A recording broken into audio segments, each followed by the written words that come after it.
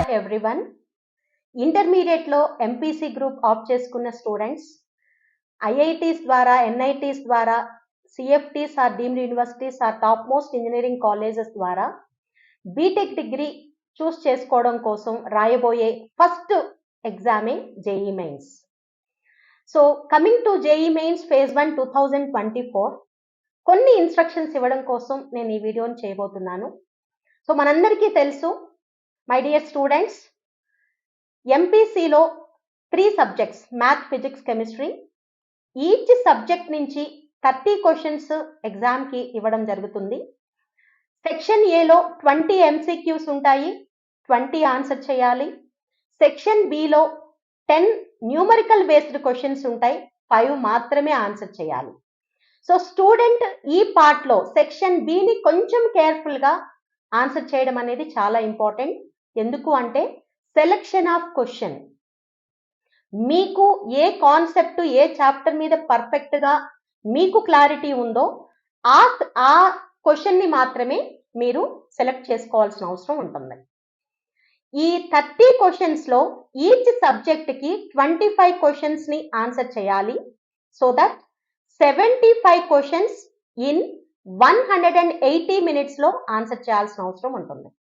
Especially MCQs answer చేసేటప్పుడు chemistry అయితే less than a minute మీరు ఆన్సర్ చేయొచ్చు. థియరీ బేస్డ్ క్వశ్చన్స్ ఉంటాయి, మీ అందరికీ తెలుసు. ఇక్కడ మెయిన్ ఇంపార్టెంట్ నాన్న organic, inorganic both the part రెగ్యులర్గా రికలెక్షన్ చేసుకుంటూ, రెగ్యులర్గా ప్రాక్టీస్ చేసుకుంటూ వెళ్ళవలసిన అవసరం ఉంటుంది.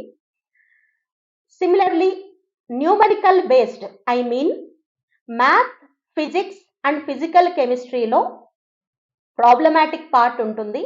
ఆ ప్రాబ్లమాటిక్ పార్ట్కి మీరందరూ కూడా మీ టీచర్స్ టీచ్ చేసిన రన్నింగ్ నోట్స్ కానీ, class notes are short notes or NCERT text book, whatever it may be, మీరు ఏ మెటీరియల్ అయితే ఫాలో అవుతారో ఆ మెటీరియల్లో ఉన్న ఆల్ కాన్సెప్ట్స్ రికలెక్ట్ చేసుకుంటూ ఎగ్జామ్కి అపీర్ అవ్వాల్సిన అవసరం ఉంటుంది. ఈ ప్రాసెస్లో స్టూడెంట్ ఈ టైంలో ఎస్పెషల్లీ ఫైనల్ ఫేజ్కి ఎంటర్ అయ్యాం కాబట్టి ఈ ఫేజ్లో మీరందరూ కూడా లాస్ట్ మినిట్లో నాకు ఈ చాప్టర్ రాదు, ఈ కాన్సెప్ట్ రాదు, ఈ ప్రాబ్లం చేయలేకపోతున్నాను అని వర్రీ అవ్వకుండా మీరు ఏది చేయగలరో దాని మీద ఇంకాస్త కాన్సన్ట్రేషన్ పెట్టుకుంటూ ముందుకు తీసుకువెళ్ళవలసిన అవసరం ఉంటుంది. సో నా personal feeling, my dear students, మీరు exam paper online exam appear అయ్యేటప్పుడు ఎంసీక్యూస్కి ఫస్ట్ ప్రయారిటీ ఇచ్చుకుంటే with in the time short పీరియడ్లో మీరు ఈచ్ సబ్జెక్టు 20 చొప్పున 60 క్వశ్చన్స్ కూడా ఆన్సర్ చేయగలుగుతారు. ఇక్కడ ఆర్డర్ ఆఫ్ ప్రయారిటీ అనేది మీ ఇష్టం. జనరల్గా థియరీ బేస్డ్ కాబట్టి కెమిస్ట్రీ ఫాస్ట్గా కంప్లీట్ చేయగలుగుతారు. లాస్ట్ 2-3 ఇయర్స్ నుంచి చూసినట్లయితే ఫిజిక్స్ పేపరు డైరెక్ట్గా NCERT formula substitution based questions ఎక్కువ వస్తున్నాయి. Especially solved examples, unsolved problems ఏవైతే మీకు టెక్స్ట్ బుక్లో ఉన్నాయో ఎన్సీఆర్టీ బుక్లో ఆ మోడల్స్ని కవర్ చేసుకుంటూ ప్రాక్టీస్ చేసుకుంటూ ముందుకు వెళ్ళినట్లయితే ఖచ్చితంగా ఫిజిక్స్ ది బెస్ట్ పర్సెంటైల్ అనేది మీరు తెచ్చుకోగలుగుతారు.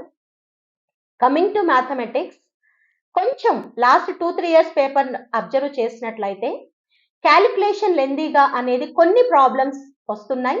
సో ఇక్కడ సెలెక్షన్ ఆఫ్ క్వశ్చన్ అనేది మ్యాథమెటిక్స్లో చాలా చాలా చాలా ఇంపార్టెంట్.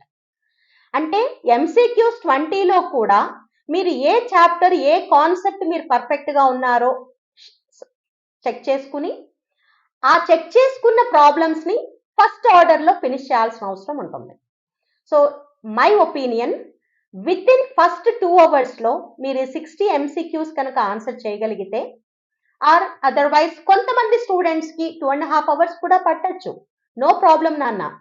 ఫస్ట్ మీకు తెలిసిన కాన్సెప్ట్, మీరు నేర్చుకున్న కాన్సెప్ట్ నుంచి మిస్టేక్ చేయకుండా మనం ఆన్సర్ చేయడమే మన టార్గెట్.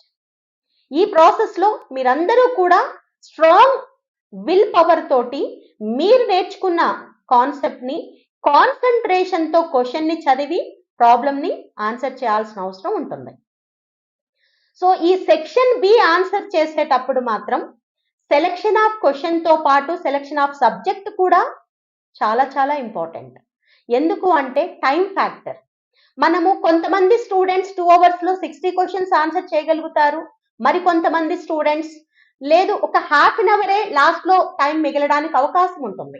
అలా డిపెండింగ్ అపాన్ ద సిచ్యువేషన్ మీ దగ్గర ఉన్న టైం ని బేస్ చేసుకుని మీరు 5 క్వశ్చన్స్ పర్ సబ్జెక్ట్ ఏవైతే 15 క్వశ్చన్స్ ఉన్నాయో అక్కడ నా opinion chemistry, physics, math order లో ఫాలో అయినట్లయితే బాగుంటుంది. అక్కడ కూడా సెలెక్షన్ అంటే ఏ చాప్టర్ ఏ కాన్సెప్ట్ అయితే మీరు ఆల్రెడీ ఫెమిలియర్ ఉన్నారో ఫస్ట్ ఆ క్వశ్చన్స్ ని మాత్రమే ఆన్సర్ చేస్తే బాగుంటుంది. అండ్ ఆఫ్టర్ దాట్ ఇప్పటి వరకు జూనియర్ ఇంటర్మీడియట్ లో మీరు క్లాసెస్ విన్నప్పుడు వర్క్ చేసినప్పుడు కొన్ని ఎగ్జామ్స్ అపియర్ అవుతారు.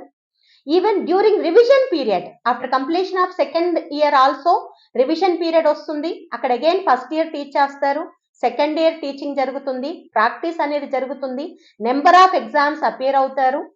ఆల్ ఎగ్జామ్స్ లో మీరు ఏ ఎర్రర్స్ అయితే చేస్తున్నారో ఆ ఎర్రర్స్ మినిమైజ్ చేసుకునే ఉండి ఉంటారని నా feeling. So first of all my dear students, మీరు కాన్సన్ట్రేట్ చేయాల్సిన ఏరియా మీ 3 సబ్జెక్ట్స్ లో మీకు నచ్చిన చాప్టరు, బాగా నచ్చిన కాన్సెప్ట్ ని మిస్టేక్ చేయకుండా ఏమైనా ఎర్రర్స్ ముందు చేసినట్లయితే ఆ ఎర్రర్స్ ని మినిమైజ్ చేసుకుంటూ ఎగ్జామ్ హాల్లో క్వశ్చన్ ని కాన్సన్ట్రేషన్ గా ప్రాపర్ గా చదివినట్లయితే ఖచ్చితంగా మీరు ఈ పేపర్లో బెస్ట్ మార్క్ తో పాటు బెస్ట్ పర్సంటైల్ తెచ్చుకోవడానికి 100% ఛాన్స్ ఉంటుంది. And one more thing, first phase JEE mains అనేది చాలా చాలా ఇంపార్టెంట్. ఎందుకు అంటే when comparing with phase 2, phase 1 అనేది కొంత కాంపిటీషన్ తక్కువ ఉండడానికి అవకాశం ఉంటుంది. మనందరికీ తెలుసు intermediate students 2 years syllabus complete చేసుకుని రివిజన్ కంప్లీట్ చేసుకుని జనవరి మంత్ లోనే గ్రాండ్ టెస్ట్లకు అపియర్ అవ్వాలి అంటే అది అంత ఈజీ థింగ్ ఏం కాదు. ఎందుకు అంటే 2 ఇయర్స్ సిలబస్ చదవడము, నేర్చుకోవడం, ప్రాక్టీస్ చేయడం, ఎగ్జామ్స్ రాయడం, ఆ ఎగ్జామ్స్ లో చేసిన మిస్టేక్స్ ని కవర్ చేసుకుని ఫైనల్ జేఈ మెయిన్స్ ఎగ్జామ్ కి అపియర్ అవ్వబోతున్నారు కాబట్టి సో మీరందరూ కూడా మీరు చేసిన ఎర్రర్స్ ని గనక కాన్సన్ట్రేట్ చేసినట్లయితే ఖచ్చితంగా బెస్ట్ మార్క్ అనేది తెచ్చుకోవడానికి అవకాశం ఉంది.